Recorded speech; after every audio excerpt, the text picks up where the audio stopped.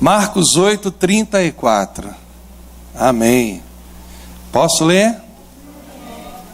Então vamos lá.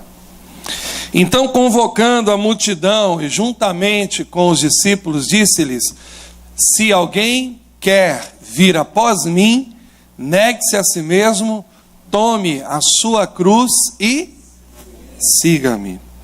Quem quiser, pois, salvar a sua vida, perdê-la-á.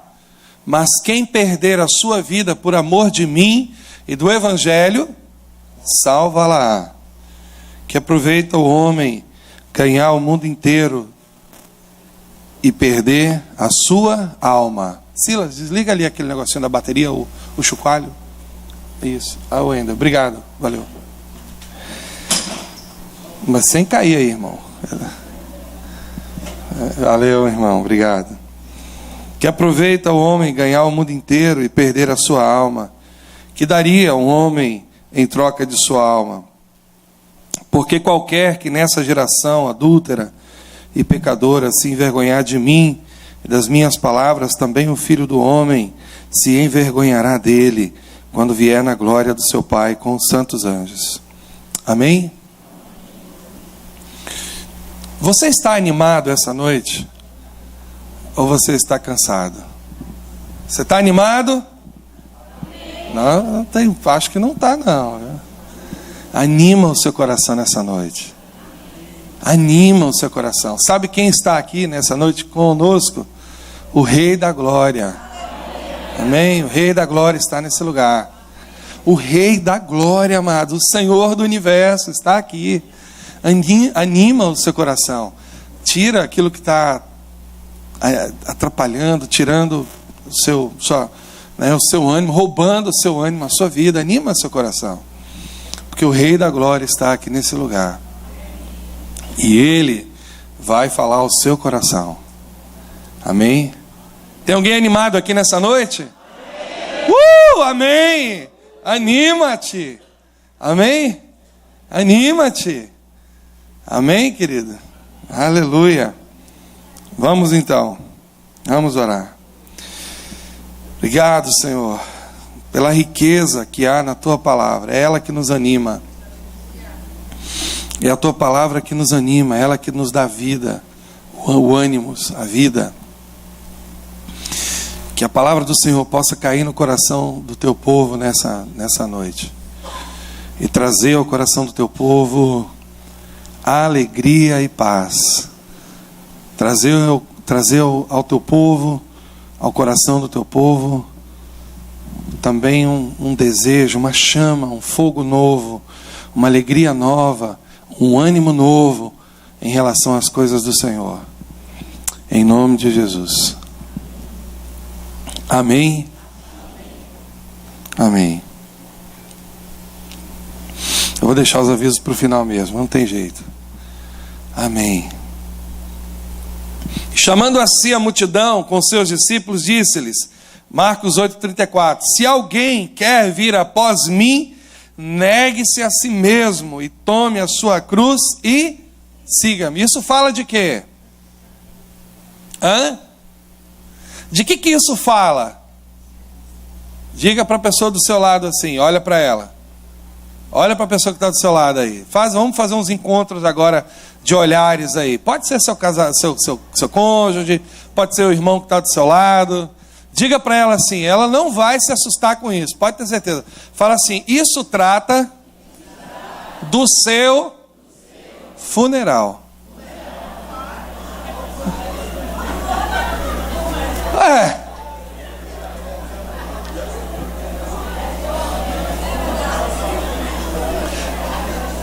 Eu não mandei você rir. Eu só pedi, né? Eu não mandei nada, eu não mando nada, eu peço. Eu só pedi para você falar para a pessoa que está do seu lado que o Marcos 8:34 trata do nosso funeral.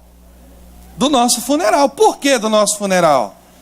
Porque aquele que está em Cristo, nova criatura é. E as coisas velhas já passaram, eis que tudo se fez novo. Paulo fala em Gálatas que vivo não mais eu, mas Cristo vive em mim. E a vida que antes vivia na carne, vivo agora na fé do Filho de Deus, que me amou e se entregou por mim. Então isso fala sim do seu funeral. Você está morto para o mundo. Aleluia! Aleluia! Você está morto para o mundo.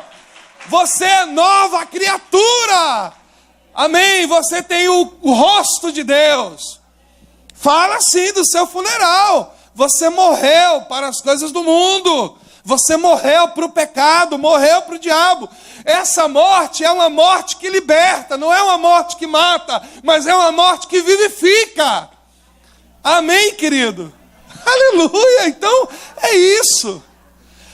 Amém. Então, hoje nós vamos falar disso. Ser cristão. Religião ou estilo de vida. Religião fala de morte, mas não dessa morte que eu estou falando agora, de morte que liberta, de morte que aprisiona. E o estilo de vida que Jesus nos chama, que Jesus nos convida, fala de uma outra morte, que é a morte do eu, a morte de nós, a morte da nossa natureza, a morte de si. Então, eu quero continuar praticamente o que eu estava falando na semana passada, porque, amados, nós temos um grande desafio, nós temos uma grande chamada, temos um grande chamado. A obediência a Cristo, a ordem de Cristo, siga-me, resulta na morte de si mesmo. É uma frase importante que nós precisamos compreender nessa noite. Seguir a Jesus implica na morte de si mesmo. Ninguém vai conseguir seguir a Jesus pela sua própria natureza, na sua própria força. Seguir a ordem, seguir a Jesus, obediência à ordem de Cristo, essa ordem é siga-me, resulta na morte de si mesmo. Sem essa morte você não é discípulo, é apenas um religioso. Se você não morrer, você não é discípulo, você é um religioso. Você vai vir para a igreja, você vai fazer as coisas que um discípulo faz, você vai cantar, você vai pregar, você vai chorar, você vai se emocionar, você vai dar o dízimo, você vai participar de ministérios, você vai trabalhar para o reino de Deus.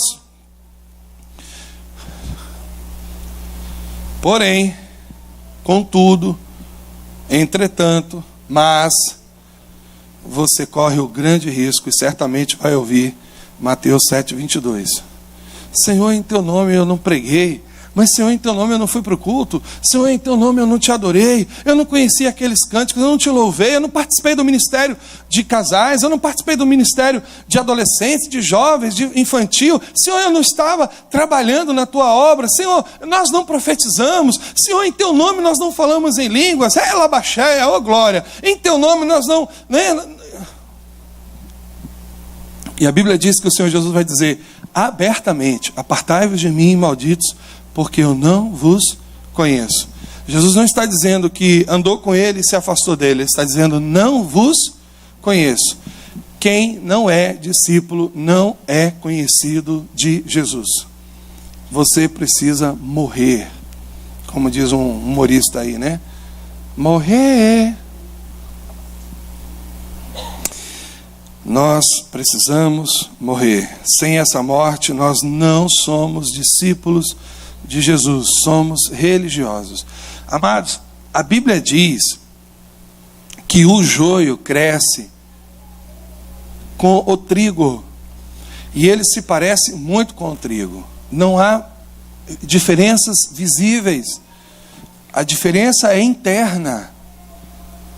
Você precisa saber se você é joio ou se você é trigo.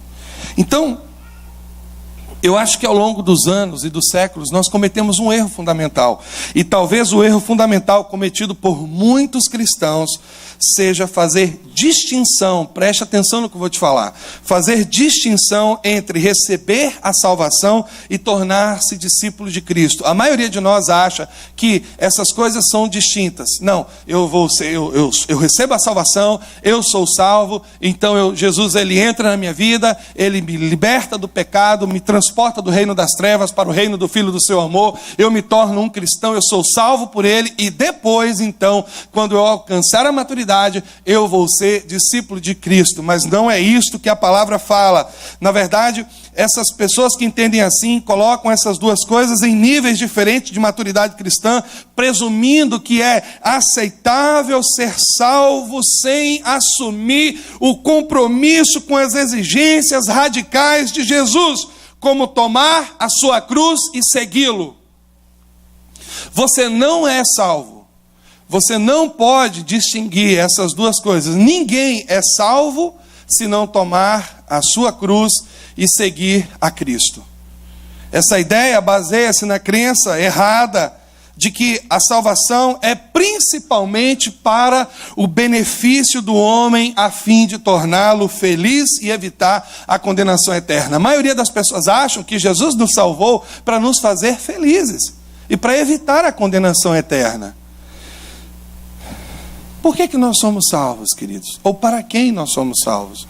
Na verdade, embora a salvação venha ao encontro da mais profunda necessidade do homem, homem, mulher, falando de forma genérica, essa ideia humanista de fazer uma coisa em favor do bem-estar da pessoa, do homem, ignora completamente a razão fundamental pela qual Cristo morreu na cruz por nós. É importante que você saiba que Deus concede a sua salvação aos homens, principalmente para trazer glória a Ele, por meio de um povo que tem o seu caráter, o caráter do seu Filho. A glória de Deus é mais importante do que o bem-estar do homem. Diga comigo, a glória de Deus é mais importante do que o meu bem-estar. A glória de Deus e o meu bem-estar. A glória de Deus é mais importante do que o meu bem-estar, do que o seu bem-estar. Cristo não pode ser o Senhor da sua vida, nem da minha vida, se eu continuar sendo o Senhor dela. Quem é o Senhor da sua vida? As coisas que você faz direcionadas pelo Espírito de Deus ou pelo braço da carne, ou pelo entendimento humano, ou você faz na sua força, ou você é conduzido pelos seus desejos muitas vezes pecaminosos do coração, desejos que fluem baseados, influenciados por um mundo que jaz no maligno. O que você faz, o que você fala, o que você pensa, as suas atitudes, os seus comprometimentos, os seus compromissos, as suas melhores ações, o que você está fazendo? Quem é o Senhor da sua vida? Por que você está fazendo faculdade? Por que você está nesse trabalho? Por que você está nesse namoro? Por que você está nesse casamento? Por que você está se relacionando com essa pessoa? Por que você está fazendo o que você está fazendo? Vivendo da forma que você está vivendo? Quem está conduzindo a sua vida? Você mesmo está no controle da sua vida, na direção da sua vida, ou Cristo está no controle da sua vida?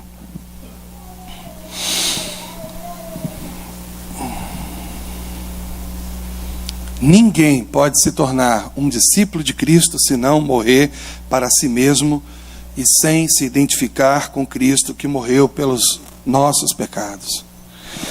Siga-me, siga-me. É uma determinação para participar da sua morte, a fim de experimentar uma nova vida. Que coisa louca, queridos. Que coisa mais maluca. Imagina. Olha, eu queria te fazer um convite. Já pensou? Você de frente com Jesus? Você já pensou você de frente com Jesus? Talvez todas as suas expectativas fossem frustradas. Por quê? Porque as religiões dizem o quê? Pare de sofrer. Venha para Jesus que todos os seus problemas vão ser resolvidos. Olha, você precisa de Jesus porque Ele vai dar um jeito nessa sua questão aí. Você tem que aceitar Jesus, porque se você aceitar Jesus, isso que está te atrapalhando, esse incômodo, essa dificuldade, essa questão, vai bater de frente com Ele. E Ele vai resolver isso para você. A religião diz que se você entregar a sua vida para Jesus, todos os seus problemas vão ser resolvidos. Mas se de fato você tivesse de frente com Jesus, Ele ia dizer para você o seguinte: venha me seguir, siga-me. Sim, Senhor, mas o que vai acontecer comigo? Talvez você passe fome. Talvez você seja crucificado. Talvez você perca a sua vida, o seu conforto, o status. Venha me seguir. Na verdade, siga-me é uma determinação para que você possa morrer e experimentar uma vida nova. Você se torna morto para si mesmo quando é totalmente consagrado a Ele. Você quer morrer bem morridinho? Consagre-se ao Senhor. Você quer morrer bem mortozinho mesmo da Silva?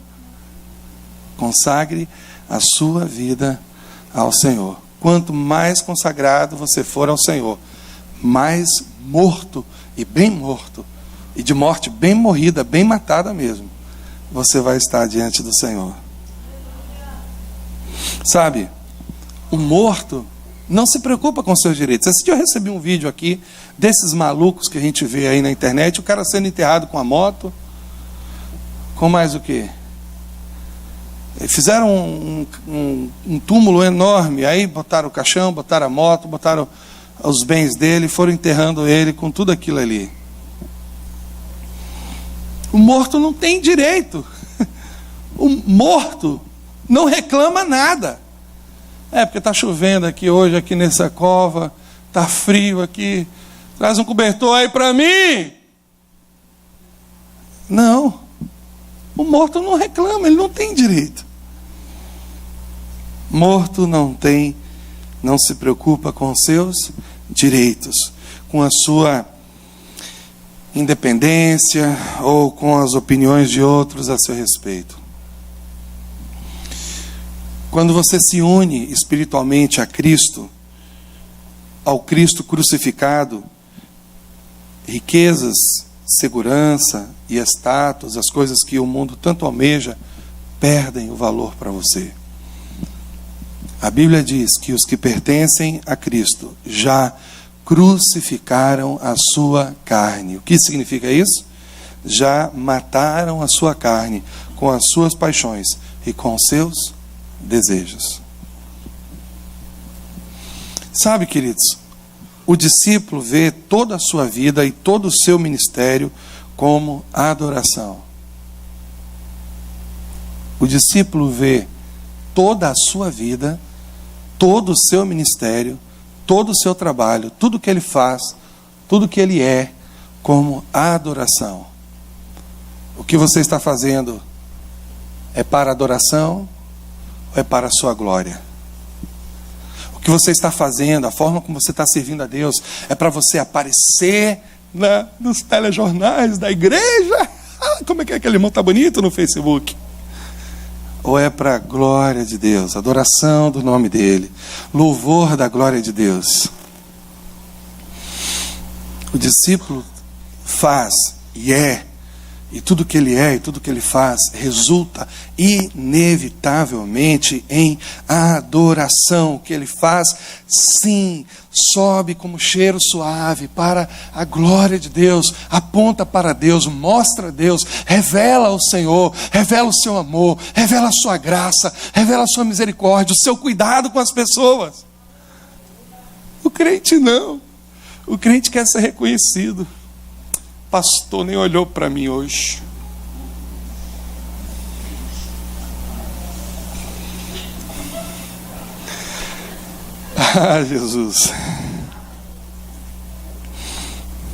Morrer para si mesmo liberta-o para ter prazer no amor de Deus. A morte do eu é pré-requisito essencial para tornar-se um discípulo. Você já viu aquelas matérias de pré-requisito na faculdade? Eu tive algumas. Para fazer grego 2, tive que fazer grego 1. Para fazer Novo Testamento 2, tive que fazer Novo Testamento 1. Para entrar no segundo ano, eu tive que passar pelo primeiro ano. Sabe aquelas matériazinhas de pré-requisito? Principalmente aquelas, quem está fazendo engenharia adora solo. Pense numa matéria boa, é solo. Parece que foi o cão que inventou aquilo ali, né? Porque um negócio complicado, mas não tem jeito, você tem que fazer solo 2, então tem que passar em solo. Não tem jeito, tem que passar, gente. Eu lembro que quando eu estava nas Forças Armadas, aí para passar o período básico, não tinha jeito, tinha que fazer o bendito TAF. Nem lembro mais como é, Jefferson, me lembra aí. Eu sei que era correr 2.800 metros, não é isso? Em 12 minutos, não é isso? Pense que a gente chegava com palmo de língua do lado de fora. Mas ninguém queria ficar para trás. Porque se você não passasse no período básico, você ia ter que fazer de novo. Quem quer correr de novo, meu amigo? Quem quer fazer de novo? Tantas barras, não sei quantos abdominais, e flexão, e nome disso, e nome daquilo, e tinha que fazer. Então a gente tinha que fazer bem feito, porque senão a gente ia repetir.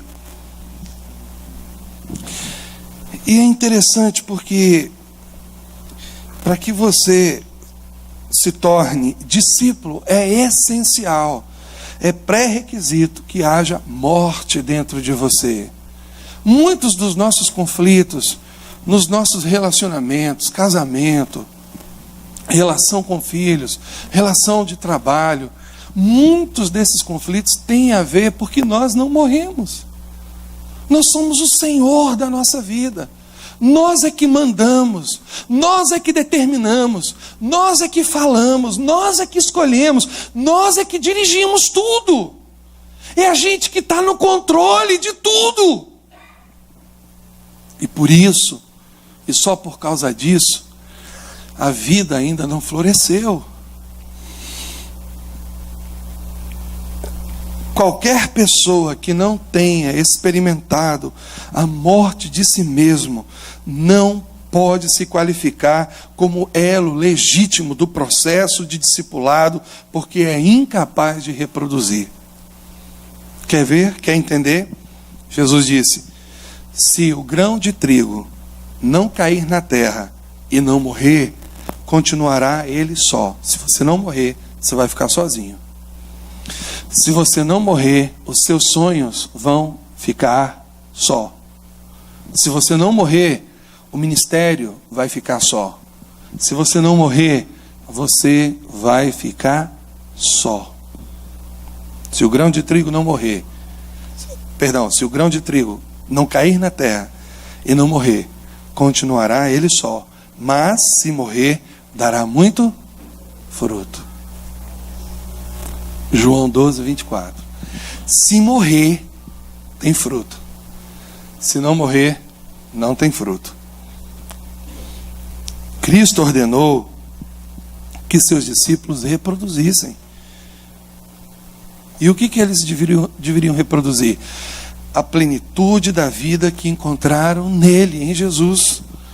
Ele alertou: todo ramo que, estando em mim, não dá fruto, ele, o Pai, ele está falando do Pai agora, corta. E todo que dá fruto, ele, o Pai, poda, para que dê mais fruto. A ordem transformadora de Cristo, siga-me, não só engloba tudo, absolutamente tudo, como também englobava tudo quanto foi proferido às margens da Galileia. Essa ordem não pode ser tratada com leviandade. O destino eterno das pessoas depende da nossa resposta a esta ordem. Você pode ser o vivo mais feio que vai andar nessa terra, ou você pode ser o morto mais bonito que vai andar nessa terra. Você quer ser um morto bonito ou você quer ser um vivo feio? Uma outra coisa importante, e isso depende de nós. Amados, guarda isso no vosso coração. Irmãos, guardem isso no coração de vocês. Esta terra aqui, esse lugar que nós estamos pisando, para muita gente vai ser o único céu que elas vão conhecer. E esta terra aqui, para nós cristãos, vai ser o único inferno que nós vamos conhecer. Então nós temos uma grande responsabilidade. O nosso chamado, a nossa obediência à ordem de Jesus, dela depende a vida de muita gente. Quanto mais morto você for, mais você vai reproduzir. E quanto mais vivo você for, menos você vai reproduzir. Veja o texto que nós acabamos de ler. Olha o que ele diz. Quem quiser, pois, salvar a sua vida, perdê-la-á. E quem perder a sua vida por causa de mim e do Evangelho, salvá-la-á. Eu posso acrescentar alguma coisa aqui em cima disso? Não, é a palavra de Deus, eu não posso acrescentar nada.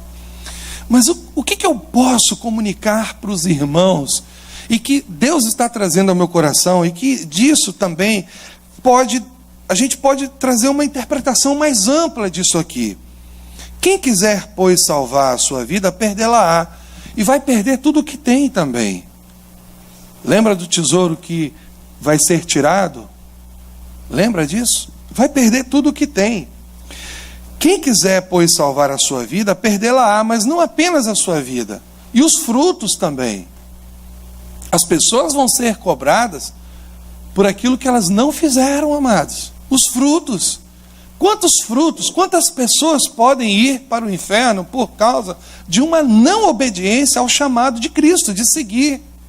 Será que Timóteo seria o discípulo que foi se Paulo não tivesse ouvido e obedecido à voz de Deus? Tito. Quantas pessoas Barnabé formou?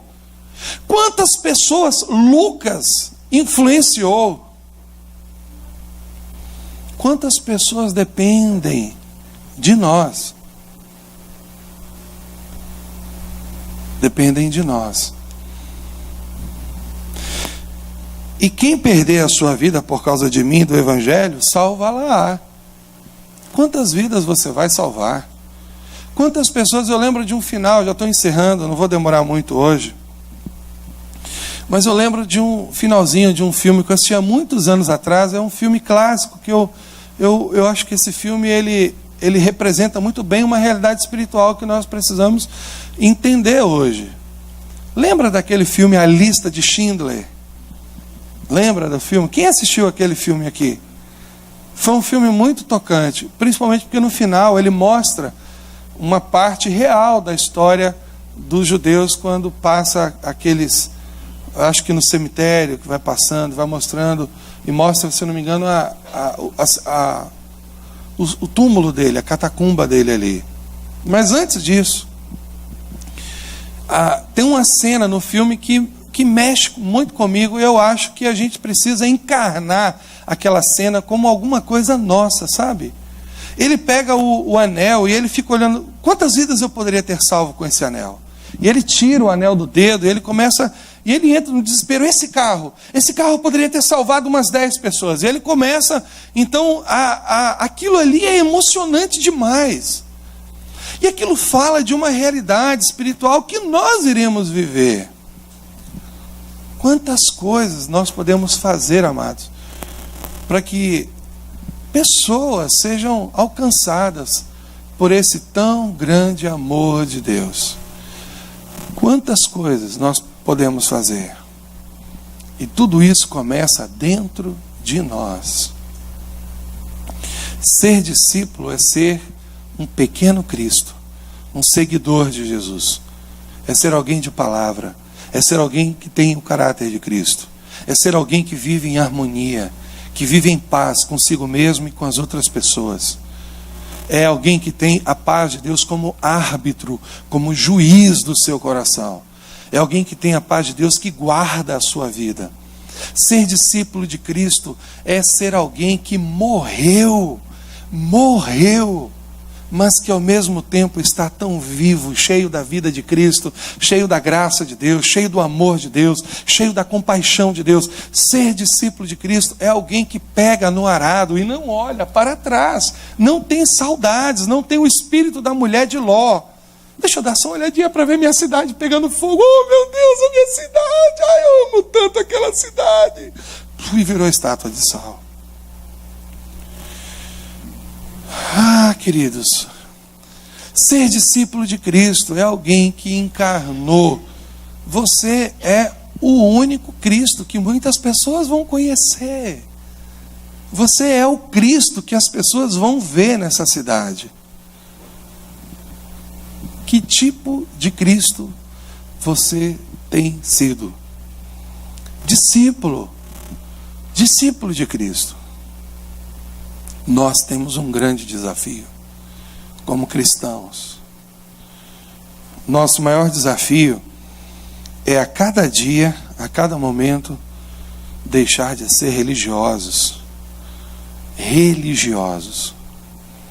e ser discípulos. Preste atenção e veja que as pessoas que mais atrapalharam a vida de Jesus foram os religiosos. As pessoas que mais complicaram a vida de Jesus foram os religiosos. Os seus discípulos não oram assim. Ah, porque os seus discípulos estão trabalhando no sábado. Ah, porque os seus discípulos não jejuam. Mas no íntimo deles, o que havia? E Jesus disse isso. Vocês são bonitos por fora, são como sepulcro caiado, mas por dentro o que há é podridão. É podridão. Bonito por fora e podre por dentro. O discípulo é alguém diferente disso. As pessoas que mais atrapalharam o ministério de Jesus foram os religiosos. A cada dia que passa, um discípulo de Cristo, ele se torna alguém conduzido pelo Espírito. Ele se torna alguém dirigido pelo Espírito. A cada dia que passa, o discípulo de Cristo é alguém totalmente controlado, dominado pelo Espírito de Cristo, pelo Espírito Santo. Esse é o nosso grande desafio nessa noite. Deixarmos de ser religiosos. Eu quero mostrar mais uma coisa para os irmãos. Não te maravilhes de ter dito: necessário vos é nascer de novo. O vento sopra onde quer, e ouves a sua voz. Não sabes de onde vem, nem para onde vai. Assim é todo aquele que é nascido do Espírito. O vento sopra aonde quer, e ouves a sua voz. Não sabes de onde vem, nem para onde vai. Assim é todo aquele que é nascido do Espírito. Sabe o que Jesus está querendo dizer para nós aqui nesse texto? Você sabe o que Deus está querendo dizer para nós? Que o Espírito de Deus não está submetido a métodos humanos, a pensamentos humanos, a nossa compreensão religiosa das coisas. Deus faz o que Ele quer, da forma como Ele quer, da maneira como Ele quer. Ele usa quem Ele quer, Ele ministra do jeito que Ele quer. Ele escolhe as coisas loucas desse mundo para confundir as sábias, as que não são para envergonhar as que são. Deus age de forma divina e não humana. Você não sabe os caminhos de Deus, mas Ele sabe os teus caminhos. Discípulo é alguém que navega no vento do Espírito. A gente cantava antigamente: vento do Espírito sopra nesse lugar, e enche os nossos corações. É assim mesmo a música? Vamos cantar essa música, Wendel? Eu quero convidar você que saia do seu lugar nessa noite. Vem aqui à frente. Vamos profetizar isso juntos. Vento do Espírito, sopra nesse lugar. Sopra nas nossas feridas. Sopra, sopra, Espírito de Deus. Sopra na nossa casa. Sopra no nosso casamento. Sopra, vento do Espírito. Sopra nas nossas feridas. Sopra na nossa alma. Sopra nos nossos problemas. Venha pra cá, vamos cantar juntos. Aleluia! Oh, aleluia! Aleluia! Sopra, Espírito! Aleluia! Sopra nesse lugar e enche os nossos corações. Tua alma viverá, teu Espírito renovará. Sopra! E no teu Sopra, Espírito! Vai soprando, Espírito! Sopra! Sopra, Espírito! Sopra nesse lugar! Aleluia! Oh, Espírito, cura! Aleluia! Prosperidade! Unção! E no teu Sopra! corpo tudo novo se fará.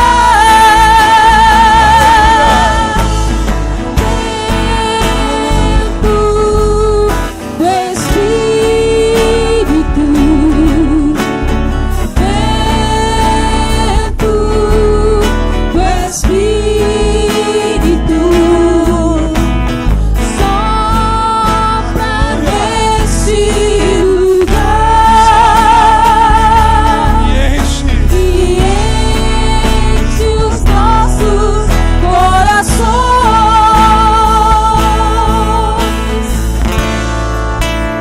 Sopra! Sopra, Espírito, nesse lugar. Sopra, Espírito, nesse lugar. Sopra algo novo. Sopra uma alegria nova. Sopra uma unção nova, uma esperança nova. Sopra, Espírito de Deus. Sopra aqui nesse lugar. Sopra, Espírito. Aleluia. Sopra. Sopra nas feridas. Sopra. Sopra no coração, na ansiedade. Sopra nas dúvidas. Sopra, Espírito de Deus. Aleluia. Sopra. Sopra. Aleluia. Aleluia.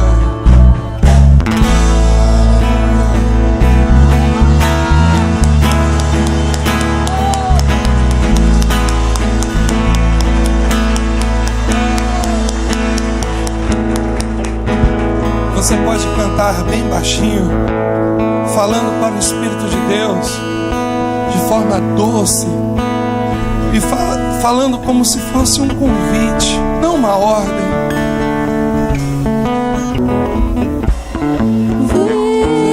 Vento do Espírito, bem baixinho. Vento do Espírito,